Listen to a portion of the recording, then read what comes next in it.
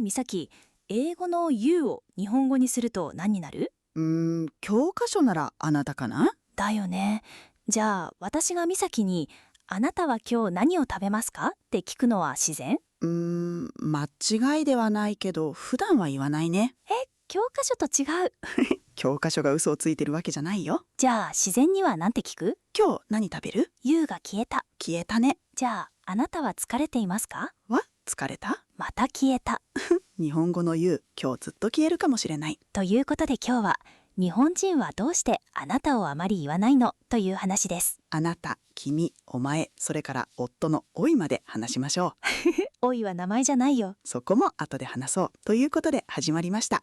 今夜もレイトナイトジャパニーズチャットの時間です。私たち、みさきとなぞみがお届けします。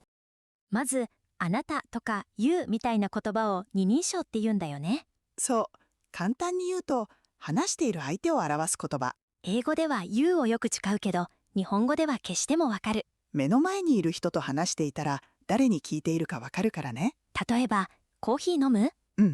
あなたはコーヒーを飲みますかまで言わなくてもいい。昨日どこ行ったの？あなたは昨日どこへ行きましたかとは友達にはあまり言わない。なんか急にインタビューみたい。マイクを向けたくなるね。あなたは昨日どこへ行きましたか？昨日はスーパーへ行きました。教科書の会話になった。でも文法は正しいんだよね。もちろん。大事なのは、あなたが間違いということじゃないの。会話では言わなくてもわかるから省くことが多いだけ。日本語はわかるものをどんどん消すね。主語も消すし、目的語も消す。最後には何も残らないんじゃない？空気だけで会話してるかも。じゃあ、相手を言いたいときはどうするの？一番安全なのは名前に3をつけること。田中さんはコーヒー飲みますか？みたいに。そう。あなたはより相手との関係がわかりやすい。仕事なら名字に3が多いね。あとは役割で呼ぶこともあるよ。先生はどう思いますかとか。あなたはどう思いますか？じゃなくて先生は。お店なら店長、会社なら役職で呼ぶこともある。家族ではお母さん、お父さん、お姉ちゃんとかね。そう。日本語では名前だけじゃなくて、その人の立場や関係も呼び方になる。じゃあ、名前を知らない人は？すみませんが便利。また万能な人が来た。例えば、誰かが財布を落としたら、あなた財布を落としましたよより。すみません、財布落としましたよ。そう、それで十分。すみませんが、excuse me と you の仕事までしてる。日本語の言葉、働きすぎだね。でも、あなたって丁寧な言葉じゃないの？丁寧に聞こえる場面もある。でも、誰にでも使える万能な敬語ではないんだよね。先生に、あなたはどう思いますか？ちょっと不自然。普通は、先生はどう思いますかの方が自然。年上の人にも名前や約束の方が安全なんだ。そう。それから、あなたは言い方によって少し距離を感じたり、強く聞こえたりする。例えば？あなた、何してるの？怒ってる。まだ怒ってないよ。まだが怖い。声が優しければ普通の呼びかけにもなる。でも、名前を知っているのに急にあなたと言われると、距離を置かれたと感じる人もいる。英語の言うより意味が乗りやすいんだね。そうだね。でも、アンケートや広告ではよく見るよ。あなたはどう思いますか？あなたにおすすめとか。目の前の人に言うより広い相手に話すときは使いやすい。そういうこと。じゃあ君は？君は同じくらいの年齢か自分より年下の相手に使うことがある。上司が部下に君はどう思う？とか。そう。先生が学生に使うこともあるね。じゃあ友達に使ってもいい？関係によるけど、急に使うと少し偉そうに聞こえることもある。美咲、君は今日もよく働いているね。ありがとう、社長。やっぱり上からに聞こえる。でも歌では君がすごく多いよね。君に会いたい。君が好き。君を忘れない。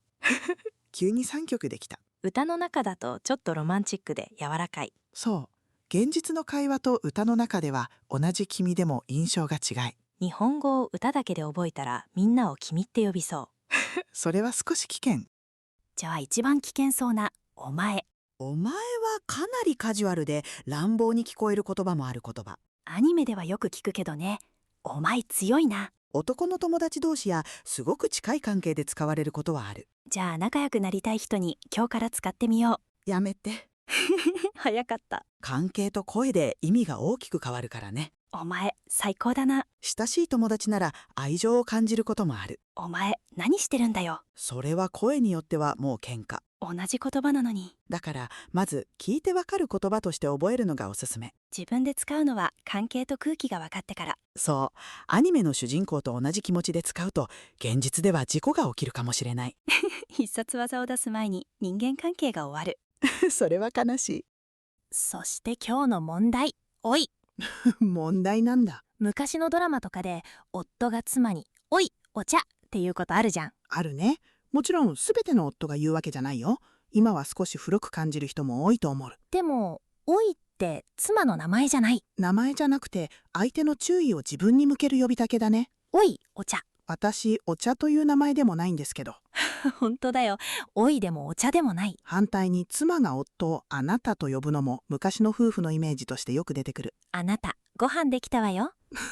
急に昭和のドラマみたい。今は名前で呼ぶ夫婦も多いし、子供が生まれるとママ、パパ、お母さん、お父さんと呼び合うこともあるよね。そう、二人の関係だけじゃなくて家族の中での役割が呼び方になる。子供が寝た後もパパこれ片付けて。今パパじゃなくて夫です。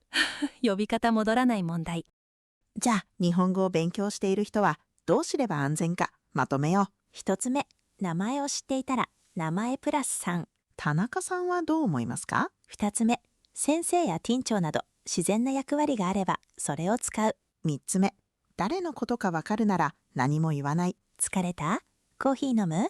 明日来る？四つ目、知らない人への呼びかけはすみません。じゃああなたは使わない方がいい？そこまでではないよ。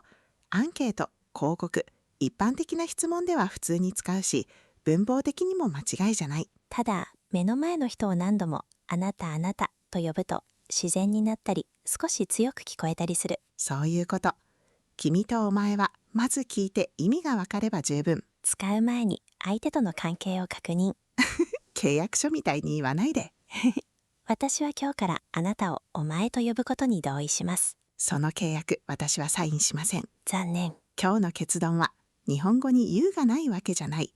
でも会話では名前や役割を使ったり、何も言わなかったりすることが多い。you を言わない方が自然なこともある。皆さんの言語では you にあたる言葉をよく使いますか？丁寧な you とカジュアルな you はありますか？夫婦や家族は何て呼び合いますか？ぜひコメントで教えてください。今夜も聞いてくれてありがとうございました。この番組があなたの日本語の居場所の一つになれたら嬉しいです。あ、今あなたって言った。画面の向こうの皆さんに話しているからここはいいの。なるほど。最後にちゃんと出番があったね。よかったらチャンネル登録してまた帰ってきてね。また次回レイトナイトジャパニーズチャットでお会いしましょう。おやすみなさい。おやすみなさい。